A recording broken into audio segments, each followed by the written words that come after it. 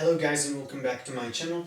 So I have already done a free previews on the three divisions. So I have already done the Canadian or the North Division. I have already done the preview for the whole of a Central Division and also for the West Division.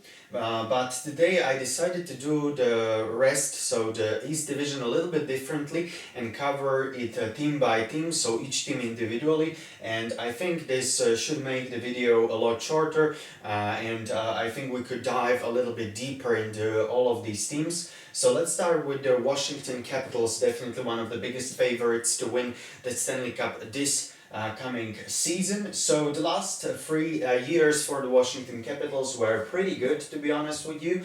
Season 17-18, 105 points for the Washington. Season 18-19, 104 points. And season 19-20, 107 points were expected from the Capitals in the full 82 games schedule. So what about last season's statistics? In the power play for Washington Capitals, 19.44%.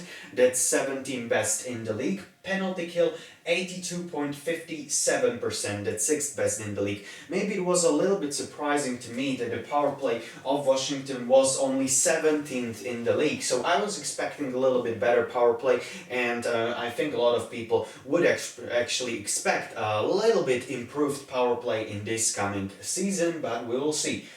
Goals for the Capitals last season, pretty good, 3.42, that was second best in the league. Only Tampa Bay Lightning was better in this statistics, so we know that Washington does not have any problem scoring goals. The goals against category, however, a little bit worse. It was Washington Capitals were averaging 3.07 goals against per game. That was 18th best in the league. So again, I would imagine that Todd Reirden would want to a little bit improve these goals against category.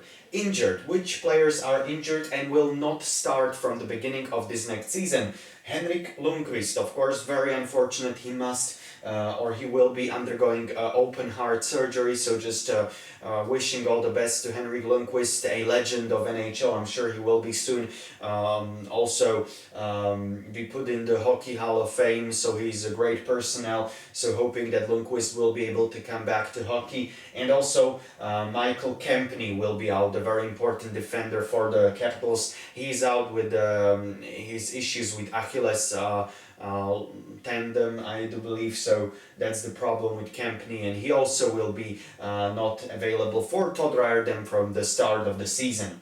Cap hit for Washington Capitals, over $85 million. That's actually a lot. That's the second highest cap hit in the whole of the NHL. Only Tampa Bay Lightning has higher cap hit, so Washington must be very careful with those monies, and yeah, they must decide very wisely which players they want to sign, which players will they let go. So it will be very hard for the general manager Brian McClellan to decide actually what he will do about this situation with the cap hit, because of course that's higher than the cap hit is allowed to be. So we'll see what will happen in Washington before actually the start of this upcoming season. Okay, and let's look right now to the lineup actually of the Capitals. So the first line, Ovechkin, Kuznetsov and Wilson. Actually, I got these informations about the lineup from dailyfaceoff.com. So they are also ranking the lines according to the whole of the NHL. So I was, to admit, I was not a little bit, but quite good surprised that this line is only 18th best in the NHL. That's pretty bad. I thought that Ovechkin, Kuznetsov and Wilson will be a little bit higher, but Daily Faceoff has them at 18th in the league. The second offensive unit is Vrana, Bäckström and Oshie. That's 9th best in the league.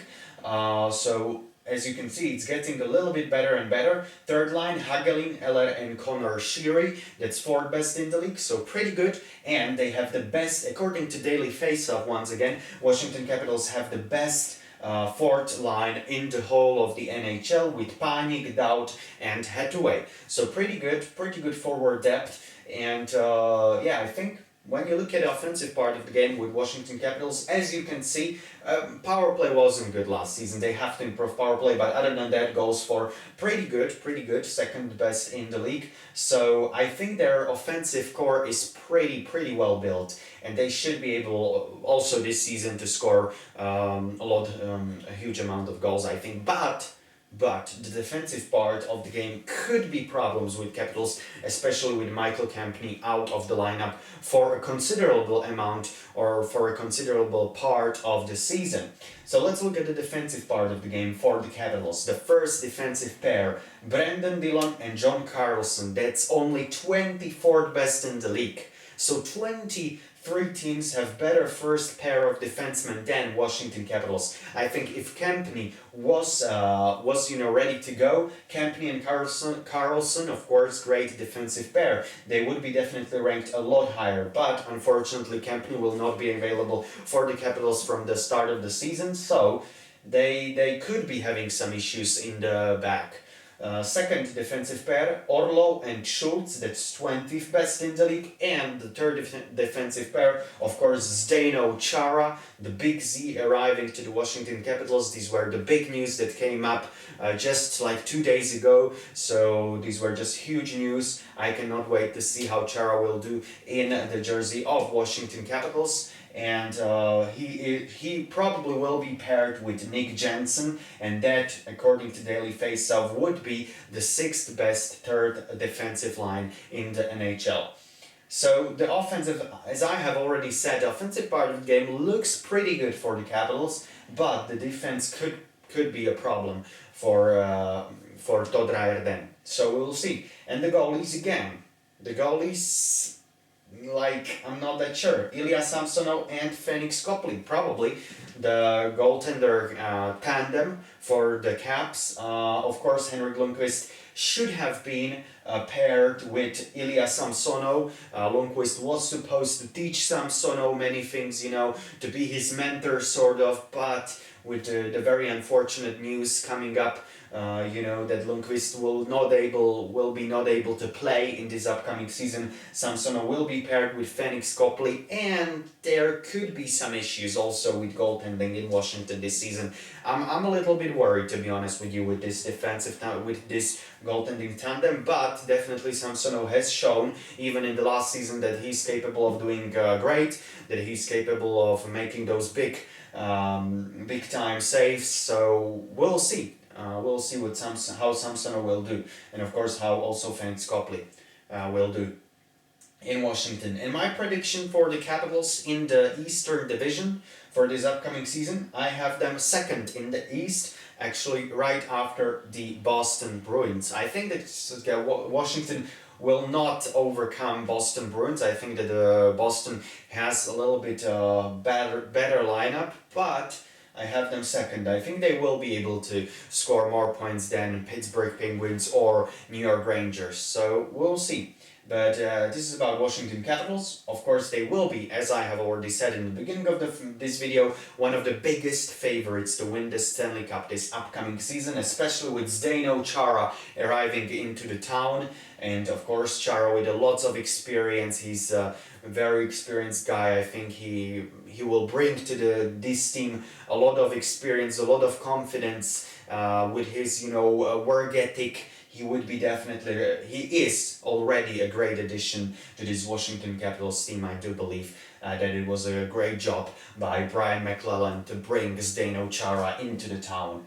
And let's look at the UFAs and RFAs in Washington after this season. So after this season, of course, Zdeno Chara will be a UFA.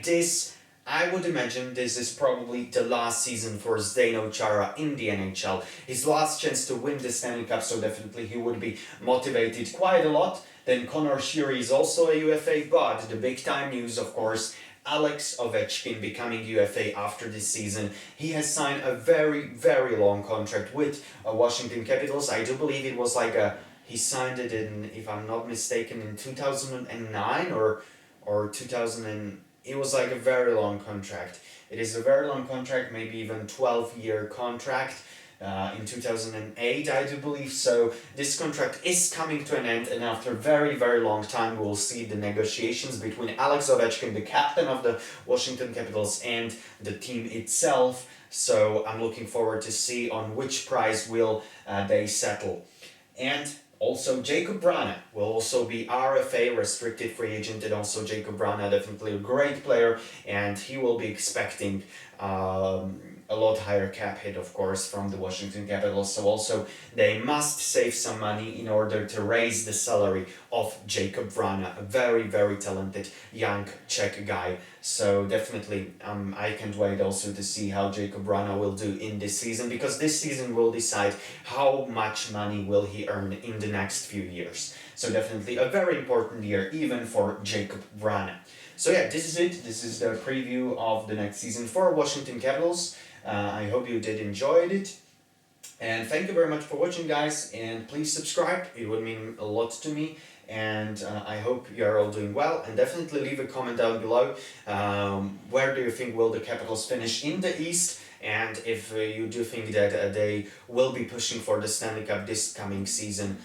So definitely leave a comment down below and leave there your predictions. I'll try to respond to all of the comments, and thank you very much once again for watching, and stay safe. I will talk to you again probably very soon. I'm planning to do also the next video today on Boston Bruins, so my first team in the East, another very strong team in the Eastern Division. So bye guys, and stay safe.